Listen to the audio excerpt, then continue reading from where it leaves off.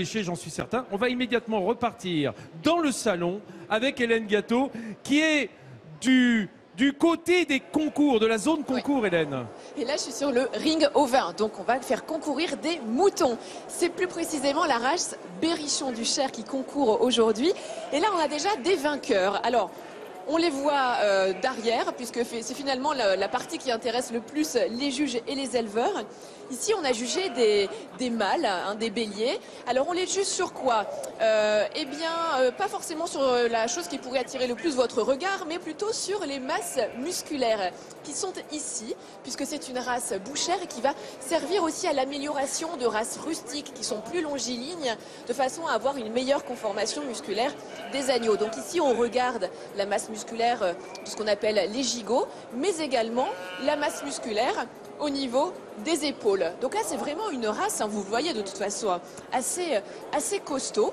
Alors, les mâles sont jugés à la fois tondus, comme ces deux-là. Là, c'est le vainqueur jeune et là, c'est le vainqueur adulte. Mais ils sont également jugés avec la laine. Alors, on voit pas trop la différence, oui, je suis d'accord, entre le jeune et l'adulte. Et ici, on les juge également avec la laine. La laine, c'est important parce que là, on voit vraiment le standard précis de la race. Ça m'ennuie de vous faire voir que des arrière-trains de moutons. Ici même, le concours se poursuit. On a déjà jugé. On voit pas très bien leur faciès, en revanche, oui, Hélène. Mais je sais, Vincent, mais comme je te disais, c'est ce qui est le plus important, malheureusement, c'est l'arrière-train de ces moutons. Alors ici est en train de se jouer le concours pour les brebis, car on les juge également.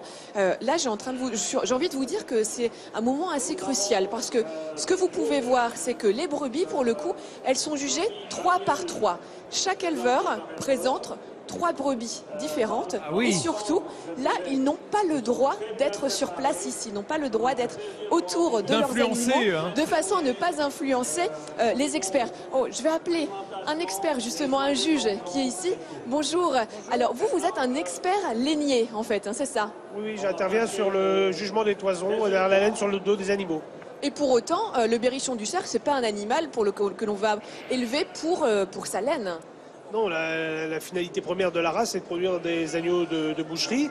Mais pour autant, les animaux ont de la laine sur le dos, donc autant qu'elle soit la meilleure possible. Vous pouvez me montrer justement comment on regarde la qualité de la laine en prenant un exemple? Alors, sur une agnelle, qu'est-ce que vous regardez? Alors, ce qui est important, c'est la finesse de la laine. Alors, on fait un prélèvement. On met sur un manchon noir comme ça, par différence de couleurs. On peut facilement comparer les différentes mèches.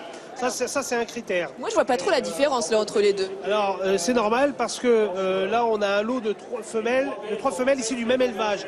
Et justement, les femelles concourent par 2 ou par 3. Et les éleveurs les choisissent avec un maximum d'homogénéité entre les 3 individus. Parce que la qualité première d'une laine, c'est l'homogénéité sur l'animal, sur l'ensemble de l'animal, de la tête aux pieds, mais aussi entre les différents animaux.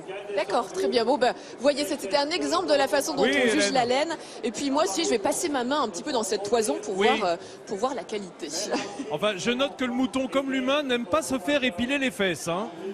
Vincent. Ah bah écoute, je dis, l'épilation n'est pas obligatoire. Merci Hélène, on se retrouve tout à l'heure.